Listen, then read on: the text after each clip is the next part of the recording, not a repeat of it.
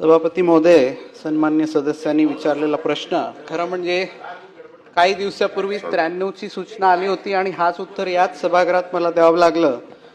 तर ही गोष्ट खरी आहे की 59 लक्ष रुपये म्हणजे 60 लक्ष रुपयाच्या जवळपास आपण याला दुरुस्तीला दिलेले आहेत.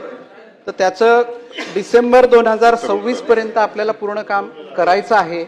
कारण की जो MSIDC PPP मॉडेलवर जो काम करणार आहे त्याला कालावधीला वेळ लागणार आहे, त्याला आपल्याला 3-4 वर्ष लागणार आहे. म्हणून तोपर्यंत हा दुरुस्त करण्यात यावा. आणि याच सभागृहात मी बोललो होतो की सन्मान्य आमचे लोकनेते सन्मान्य अजितदादा यांनी पाहणी करून तेव्हा याची मागणी केली होती आणि डिसेंबर 2025च्या अर्थसंकल्पामध्ये 13.75 कोटी इतका निधीची तरतूद करण्यात आली होती.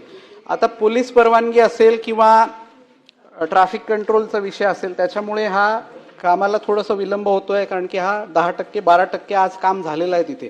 पण डिसेंबर 2026 पर्यंत आपण 100% तिथे हा काम पूर्ण करणार आहोत, जो PWDच्या अखत्यारीतला आहे. आणि MSIDC जो करतोय काम तो मागच्या 93च्या सूचनेवर मी तोच उत्तर दिला होता की आपण ॲट ग्रेड 4 लेन आणि एलिव्हेटेड 4 लेन असं तो चाकण ते तळेगाव होणार आहे, शिक्रापूर ते चाकण हा 4 लेन होणार आहे. आणि याचा दर्जा हा कुठल्याही मतलब किती हेवी ट्रॅफिक तिथून जर गेली तर त्याला सांभाळण्यासाठी सक्षम असा हा डिझाईन तिथे करण्यात येणार आहे. म्हणून त्याला आता निविदा प्रक्रिया सुरू आहे आणि 15 दिवसात अपेक्षित आहे निविदा पूर्ण करून आपल्याला त्याला टेंडर ओपन होईल.